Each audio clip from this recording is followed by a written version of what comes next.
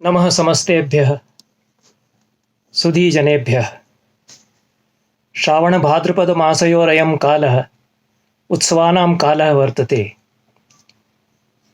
रक्षाबन्धनपर्व श्रावणे मासि अस्माभिः सोत्साहं सोल्लासं समायोज्यते। यस्मिन् मासे श्रावणे मासि वा एषः अयं पर्व समागतः तस्मिन्नेव मासे अगस्त मासे वा स्वतन्त्रता दिवसोऽपि समायाति। सोऽपि स्वतन्त्रता दिवसः एषः अस्माभिः अमृतमहोत्सवरूपेण समायोज्यते। इदानीम् अमृतवाण्याः उत्सवः संस्कृतोत्सवः संस्कृतमहोत्सवो वा समस्तेऽपि देशे विदेशेष्वपि वा यथा समायोज्यते तथैव संस्कृतायाः अमृतोत्सवोऽपि अस्मिन्नेव एकस्मिन्नेव सप्ताहे वा अस्मिन्नेव मासे वा युगपत् अस्माभिः समायोज्यते। हर्षोल्लासयोरयं विषयः वर्तते। अद्य तावत् कृष्णजन्माष्टमी पर्व अपि वर्तते। एतत् सर्वम् अस्माकं महत् सौभाग्यम् उत्सवप्रियाणाम्। अयं यः संयोगः घटितः यत् स्वतन्त्रतादिवसः संस्कृतमहोत्सवश्च एकस्मिन्नेव सप्ताहे एषः समायोज्यते, तत्र कमपि अभिप्रायमहं पश्यामि। कस्तावदत्र अभिप्रायः इति विचार्यते। अयं तत्र अभिप्रायो वर्तते यत् वास्तविकी स्वतन्त्रता कीदृशी भवेत् इति संस्कृतशास्त्राणां मार्गमनुसरद्भिः अस्माभिः चिन्तनीयम्। सा स्वतन्त्रता अस्माकं देशेन अधिगता वा न वा इत्यपि विचारः अस्माभिः संस्कृतात्मभिः करणीयः। वास्तविकी स्वतन्त्रता तु कदाचित् अथवा निःसंशयं नास्माभिरद्यावधि सम्प्राप्ता। या स्वतन्त्रता अस्माभिः समधिगता सा आङ्ग्लानां शासनात् मुक्तिः इत्येतावन्मात्रमेव। इयं स्वतन्त्रता यदा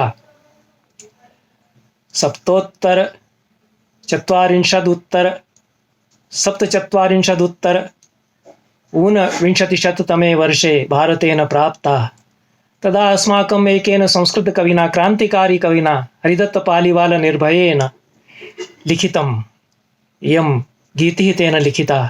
स्वराज्यमागतं परं स्वराज्यता तु नागता।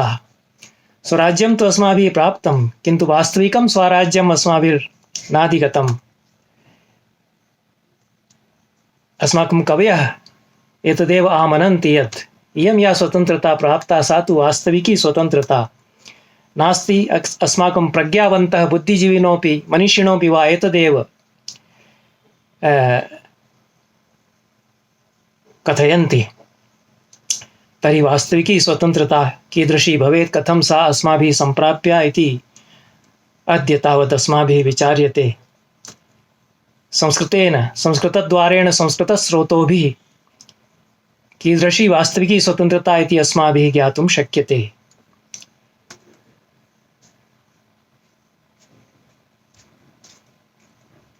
अत्र किं स्वारस्यं वर्तते यत् स्वतन्त्रता दिवसस्य स्वतन्त्रतायाः अमृतोत्सवस्य वा एकत्र अन्यत्र च संस्कृतमहोत्सवस्य आयोजनं विधीयते सर्वत्र देशे।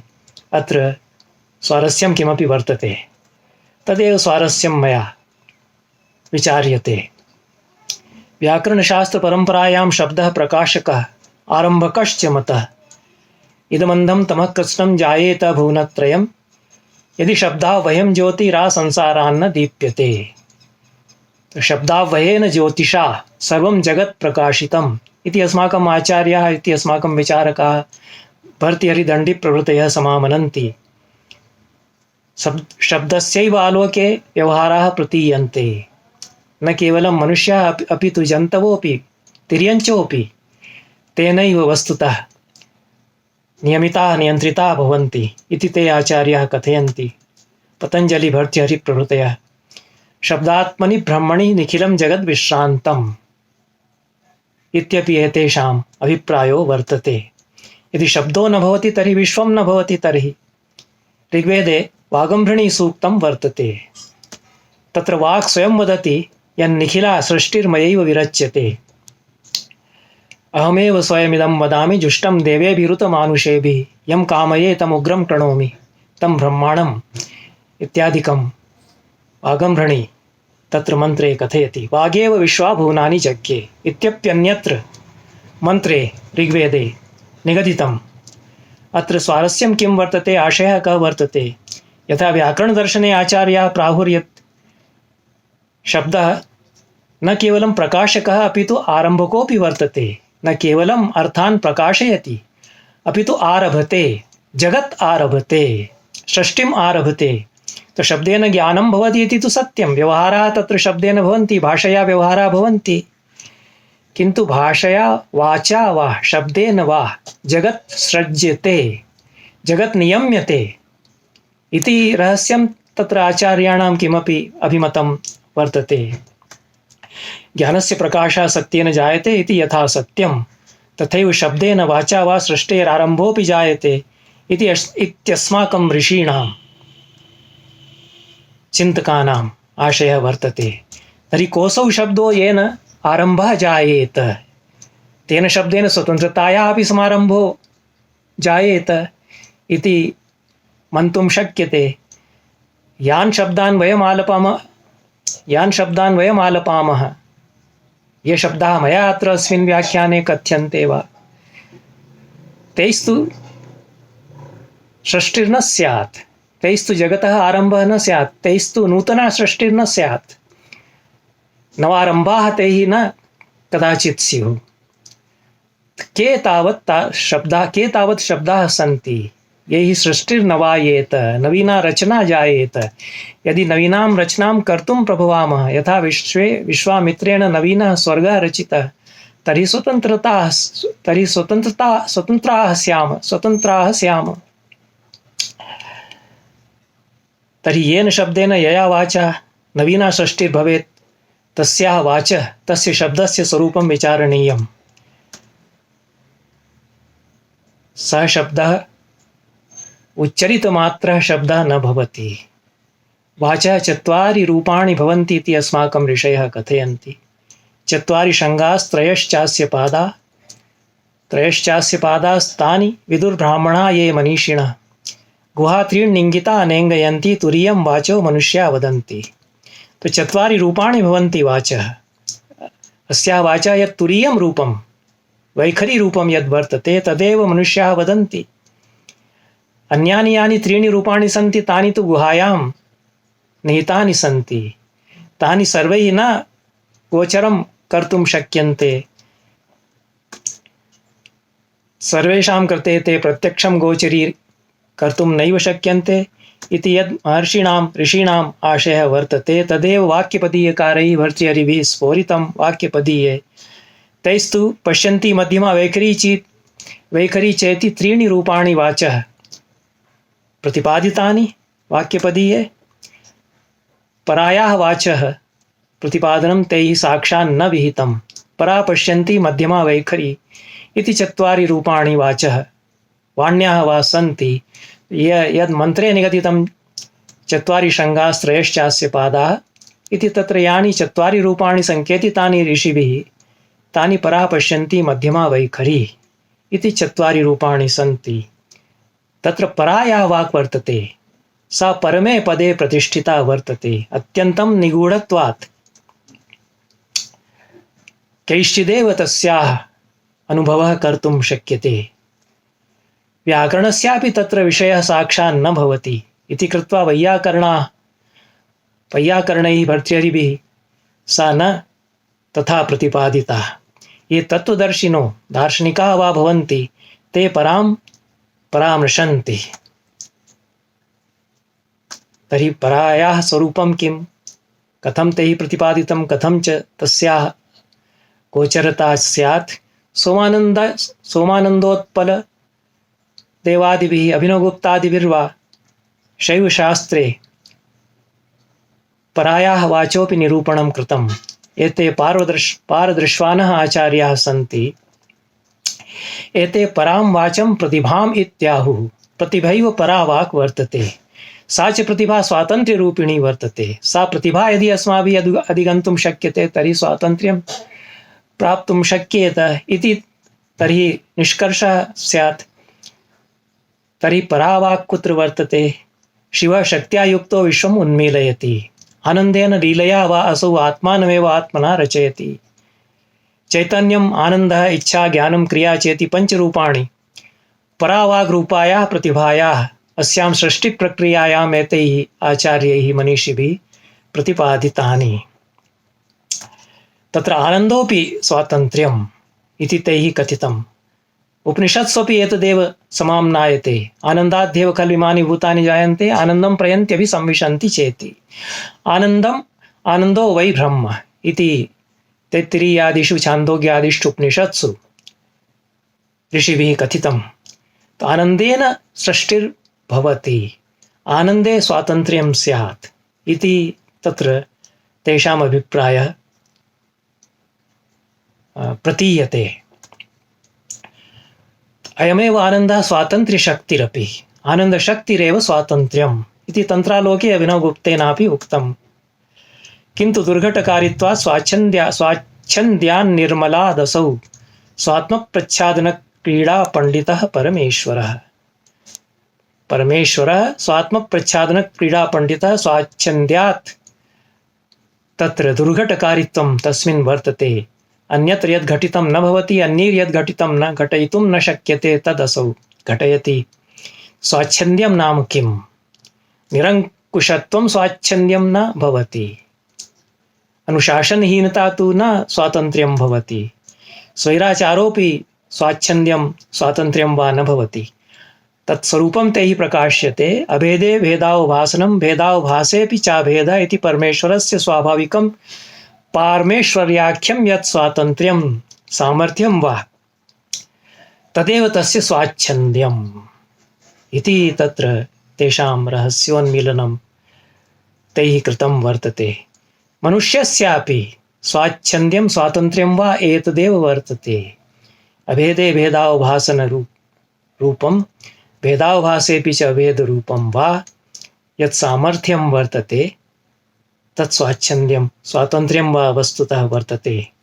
परावाचि प्रतिष्ठिता चेतना एतत् स्वाच्छन्द्यं स्वातन्त्र्यं वा लभते। परावाक् प्रत्यक्चैतन्यरूपं वर्तते। तत् स्वाच्छन्द्यं स्वातन्त्र्यं वा भासयति। ईश्वरप्रतिभिज्ञायाम् अभिनवगुप्तपादैः एतदेव स्वाच्छन्द्यं स्वातन्त्र्यं वा पूर्णता इति निगदितं। पूर्णता एव स्वातन्त्र्यं तत्र। अन्यनिरपेक्षः यः आनन्दः परमार्थिकः आनन्दः स वर्तते। केवलं स्वात्मनि विश्रान्तिरूपः यः आनन्दः स तु स्वातन्त्र्यरूप एव भवति। तस्मिन् वर्तते सर्वशक्तिमत्वम् अपरिच्छिन्नप्रकाशत्वं च। इदं च स्वातन्त्र्यम् आनन्दरूपं यत् स्वातन्त्र्यं तत् मनुष्यमात्रस्य स्वभावः एव वर्तते। केवलम् अस्माभिः तस्य स्वभावस्य अधिगमो न अस्मासु भवति। प्रतिभिज्ञानं वा तस्य न भवति इत्येव तत्र भेदः वर्तते। अन्यथा तु शिवः सर्वत्र वर्तते। स स्वातन्त्र्ये प्रतिष्ठितो वर्तते। परावाग्रूपिणी प्रतिभा सर्वत्र सर्वेषु जीवेषु वर्तते। केवलं तस्याः प्रतिभिज्ञानं करणीयं स्यात्। तस्मिन् स्वातन्त्र्यम् अस्माभिः साक्षात् लब्धं स्यात्। अत्र अन्तरं किमपि वर्तते। वेदान्ते यन्निर्गुणं ब्रह्म प्रोक्तम् तस्मिंस्तु तथा प्रतिभा तस्मिंस्तु सृष्टिजननसामर्थ्यं सृष्टेः नवीकरणसामर्थ्यं तत्र नास्ति। शैवदर्शने यः शिवः प्रोक्तः यश्च सर्वत्र राराजते तस्मिन् शिवे सृष्टिजनन क्षमता शक्तिर्वा विलसति। सा च शक्तिः तस्य पञ्चकृत्येषु प्रतिफलति। सृष्टि स्थिति संहारः विलयः अनुग्रहश्च निराधारो निराकारो शून्यालयोऽपि सन् शिवः सिस्रक्षाम् आत्मनि परावाग्रूपां प्रतिभारूपिणीं वा धारयति। इदमेव तस्य परमं स्वातन्त्र्यम्। शिवः प्रकाशरूपः, शक्तिः विमर्शरूपिणी। प्रकाशः सत्ताविषयकं ज्ञानविषयकं वा स्वातन्त्र्यं, विमर्शः क्रियाविषयकं स्वातन्त्र्यम्। एताभ्यां प्रकाश विमर्शाभ्यां स्वातन्त्र्यरूपाभ्यां या स्फुरत्ता भवति चेतनायां चैतन्ये वा यः स्पन्दो भवति तेन सृष्टिः भवति। सृष्टेः नवीकरणं तत्र भवति। नवा सृष्टिर्वा विधातुं तस्मात् शक्यते। परा प्रकाशिकायाम् अभिनवगुप्तेन कथितं यह खलु परमेश्वरः प्रकाशस्वभावः प्रकाशश्च विमर्शस्वभावः। विमर्शो नाम विश्वाकारेण विश्वप्रकाशनेन विश्वसंहरणेन अकृत्रिमोहमिति स्फुरणम्। विश्वाकारत्वेन परिणतिः स्वात्मनः विश्वप्रकाशरूपेण स्वात्मनः परिणतिः विश्वसंहरणरूपेण च इयं या चेतना वर्तते सैव स्वातन्त्र्यरूपिणी वर्तते इति। तर्हि स्वात्मनि तन्त्रता एव स्वातन्त्र्यं। स्वात्मा नाम किं? या प्रतिभा वर्तते, परावाक् या वर्तते, तस्यां प्रतिष्ठितत्वं, तस्यां प्रतिष्ठा वा इदं तावत् स्वातन्त्र्यं। स्वात्मा तु परावाक्। परायां वाचि प्रतिष्ठा मनुष्यस्य स्वस्वरूपे विश्रान्तिर्वा स्वातन्त्र्यं। यः आत्मनिष्ठो भवति स आत्मनि प्रभवति। यद्यात्मनि प्रभवति तर्हि जगत्यपि स्वातन्त्र्येण व्यवहर्तुं शक्नुयात्। आत्मनि यदि नैव प्रभवति, आत्मनि विश्रान्तो न भवति, तर्हि वस्तुतः जगति स्वातन्त्र्येण व्यवहर्तुं न शक्नुयात्। परतन्त्रतया व्यवहरति आत्मानं स्वतन्त्र इति मन्यते, स्वतन्त्रम् इति मन्यते। अस्याः स्वतन्त्रतायाः नाना भेदाः सन्ति। वैयक्तिकी स्वतन्त्रता वर्तते, कौटुंबिकी स्वतन्त्रता स्यात्, सामाजिकी स्वतन्त्रता स्यात्, आर्थिकी स्वतन्त्रता स्यात्, राजनैतिकी स्वतन्त्रता वा राष्ट्रीया स्वतन्त्रता वर्तते। एतेषु सर्वेषु प्रकारेषु परस्परम् अन्तर्निर्भरता वर्तते। एकस्मिन् प्रकारे प्राप्ते केवलं समग्रायाः स्वतन्त्रतायाः प्राप्तिर्न भवति। तर्हि समग्रायाः स्वतन्त्रतायाः प्राप्तिः कथं भवेत्? या अस्माकं तत्त्वदर्शिभिः स्वतन्त्रता प्रतिपादिता, तस्या अधिगमेन वास्तविक्या स्वतन्त्रतायाः अधिगमः प्राप्तिर्वा भवेत्। अनन्तरं ये प्रकाराः सन्ति तेषामपि सहभावः अवश्यं स्यात्। यदि न भवति तदानीमपि वास्तविकी स्वतन्त्रता न स्यात्। यदि आर्थिकी स्वतन्त्रता नास्ति, कौटुंबिकी स्वतन्त्रता वा सामाजिकी स्वतन्त्रता, वैयक्तिकी स्वतन्त्रता वा नास्ति, राष्ट्रीया स्वतन्त्रता वा यदि नास्ति, तदानीमपि वास्तविकी स्वतन्त्रता न स्यात्। तर्हि एकेन विना अपरः प्रकारः न भवति इति न्यायेन एते सर्वे प्रकाराः स्वतन्त्रतायाः मूलं या स्वतन्त्रता वर्तते आत्मविश्रान्तिरूपा परावाचि प्रतिष्ठितत्वं वा तेन सह वास्तविकीं स्वतन्त्रतां निर्मान्ति। अस्याः स्वतन्त्रतायाः प्राप्तये कस्तावदुपायः इति जटिलः प्रश्नः वर्तते।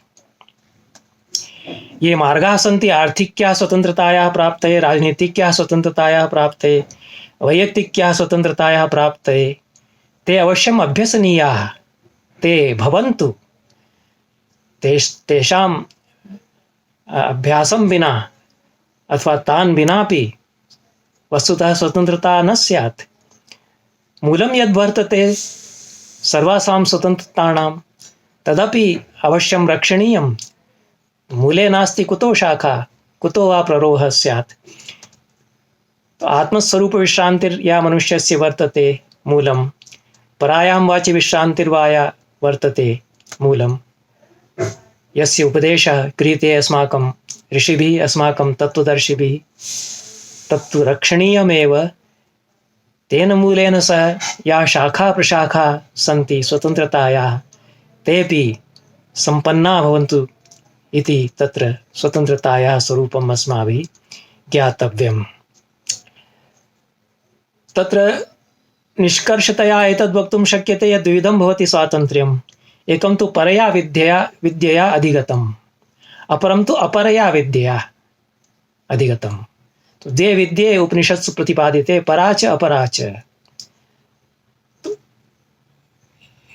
परापि अभ्यसनीया, अपरापि अभ्यसनीया।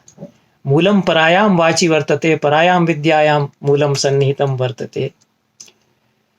तत्तु अवश्यं संवर्धनीयं रक्षणीयं वा।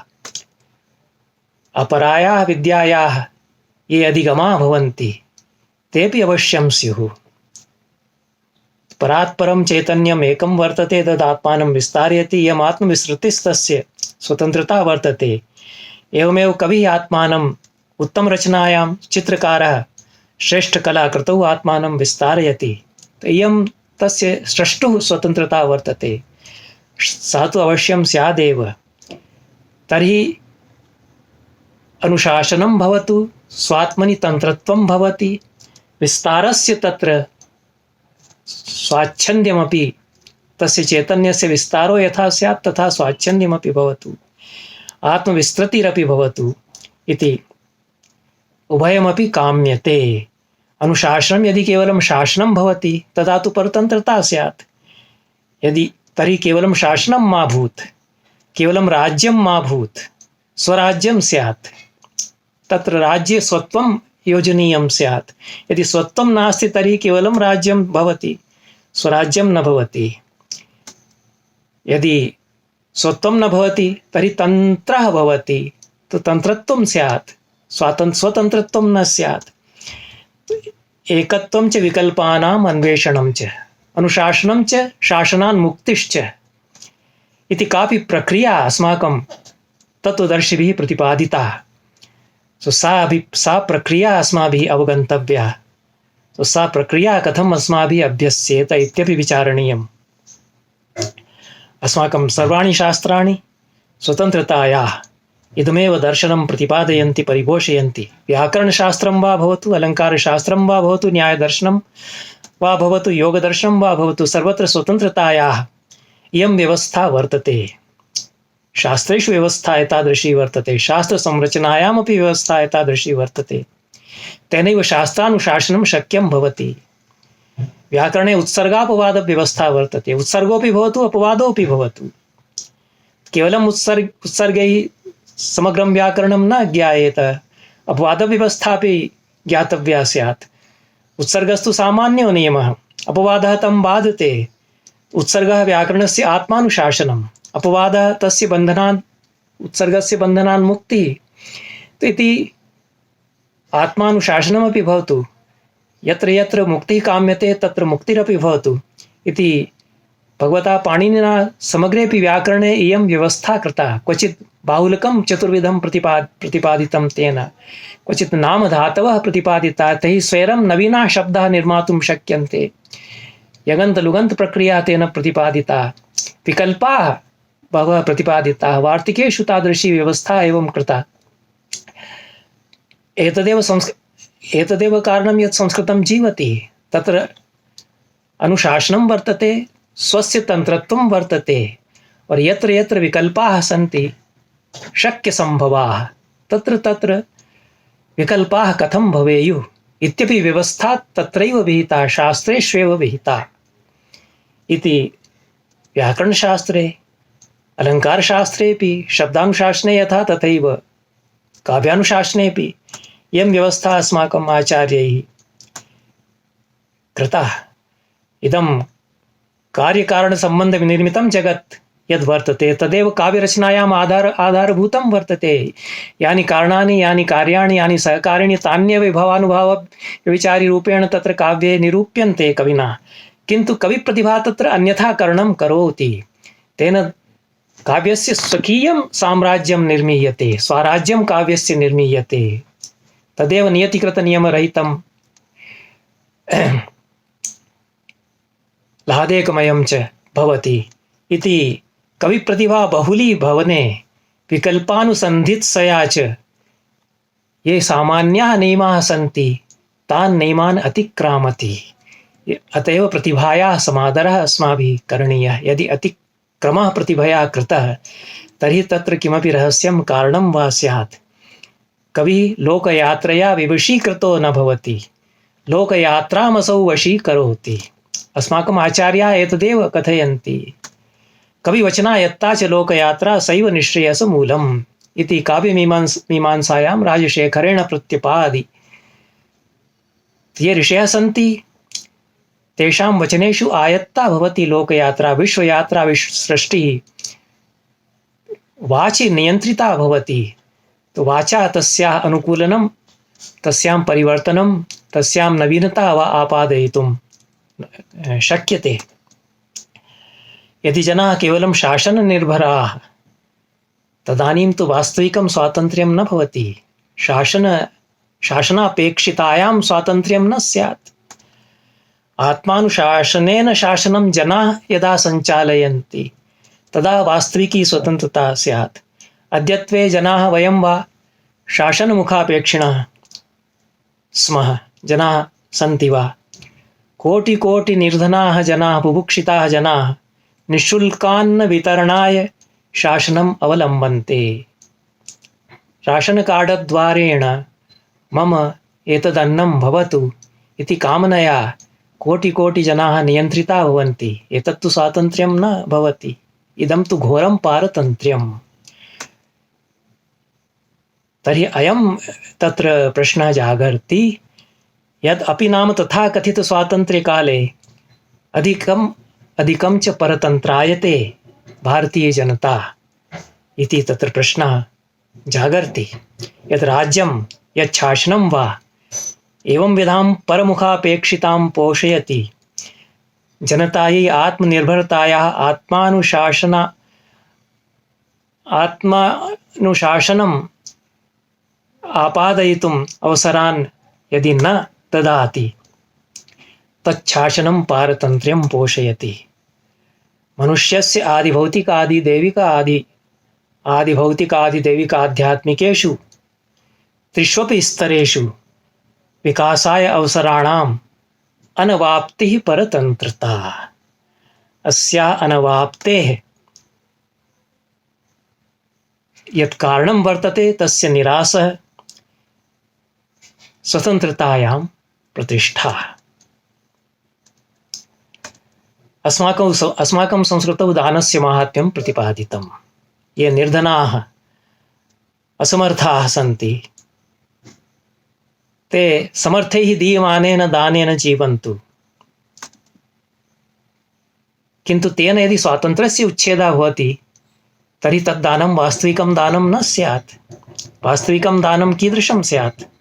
वास्तविकस्य दानस्यापि स्वरूपम् अस्माकं ये चिन्तकाः सन्ति ऋषयः सन्ति तैः प्रतिपादितं। दाता अहम् उत्तमर्णोऽस्मि भव्योऽस्मि समर्थोऽस्मि इति भावेन यदि ददाति दानं करोति दाता शासनं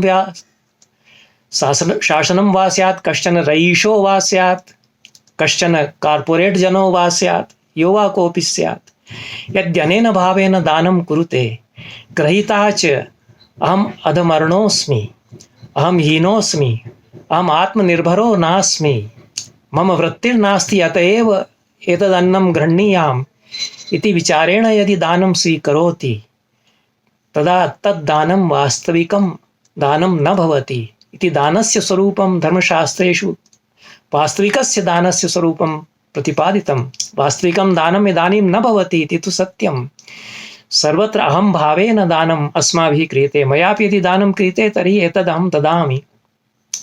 यतोहि अहं धारयामि धनम् एतत् सर्वम् अहम् उत्कृष्टोऽस्मि सम्पन्नतरोऽस्मि इति कृत्वा अहं किञ्चित् ददामि इति भावेन अहं ददे। एतद् दानं वास्तविकं दानं नास्ति। यदा अहं भावविसर्जनपूर्वकं दानं विधीयते यदा दाता अहं लघुरस्मि ग्रहीता मम पूज्यः तस्य पूजायै मया दानं विधीयते इति भावेन ददाति तदा तद् दानं दानं भवति। तदेव दानायते। अन्यद् दानं तु अदानायते।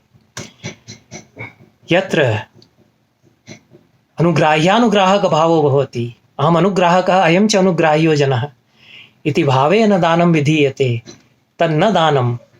यत्र पूजाभावेन दानं विधीयते तद्दानं स्यात्। यत्र वयं शासनं कुर्मः वयं शास्तारः स्मः इति भावेन शासनं विधीयते तदापि तत्र वास्तविकं शासनं न स्यात्। यतोहि तत्र परतन्त्रतां पोषयति तच्छासनम्। अयमेव गान्धिनां महात्मनाम् अभिप्रायः आसीत्। किन्तु ते तु अवमन्यन्ते। इदानीं तेषां स्वारस्यम् अस्माभिः न ज्ञायते। तेषां नामजपः क्रियते इदानीं स्वतन्त्रतायाः उच्छेदः भवति, स्वतन्त्रतायाः नामरटनं भवति इति प्रतीयते।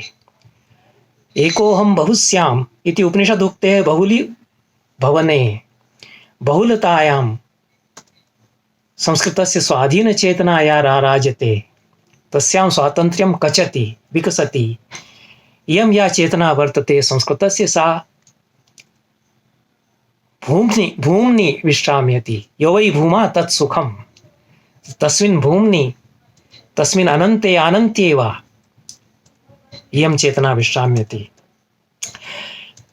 तो संकोचेन एषा चेतना नैव तुष्यति, प्रसारेण परितोषस्तस्याः जायते।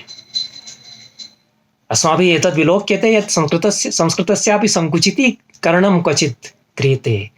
एतद् यत् संस्कृतस्य संकुचितीकरणं तत् संस्कृतचेतनायाः संकुचितीकरणं। तत् संस्कृतस्य या शास्त्रपरम्पराया अतिमहती शास्त्रपरम्परा वर्तते तस्याः संकुचितीकरणं तस्याः संकोचीकरणं वा वर्तते। तो केचन दाम्भिकाः एतत् कथयन्ति यत् एतम् एवमेवं एतादृशमेव संस्कृतं एतादृगेव संस्कृतं केवलं वक्तव्यम्, इदं मानकं संस्कृतं वर्तते, एतत् संस्कृतं सर्वे व्यवहरन्तु, अन्यद्यत् संस्कृतं वर्तते तद् विस्मरन्तु इति तु स्वातन्त्र्यस्य हननं वर्तते। अस्माकं ऋषिभिः वाचा यानि रूपाणि प्रतिपादितानि, या परावाग् वर्तते तस्या अवमानना इयं वर्तते। तो ये एवं कथयन्ति ते वस्तुतः अस्माकं ये ऋषयः सन्ति तेषाम् अभिप्रायान् नैव विदन्ति इत्येव मया अस्मिन् अवसरे कथनीयमासीत्।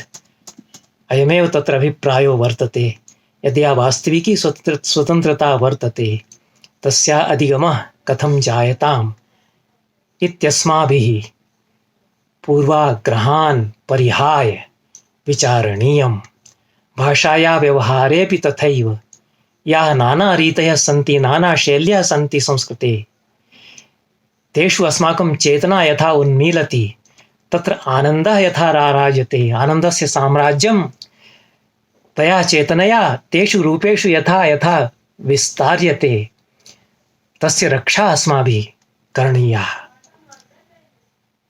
यद् बालसंस्कृतं वर्तते तद् भवतु नाम, तस्य शिक्षणमपि भवतु नाम, किन्तु यद् आनन्त्यं वर्तते तस्य हननं यदि क्रियते तर्हि तत्तु स्वातन्त्र्यस्य हननं स्यात् इत्येव कथयित्वा अहमत्र विरमामि।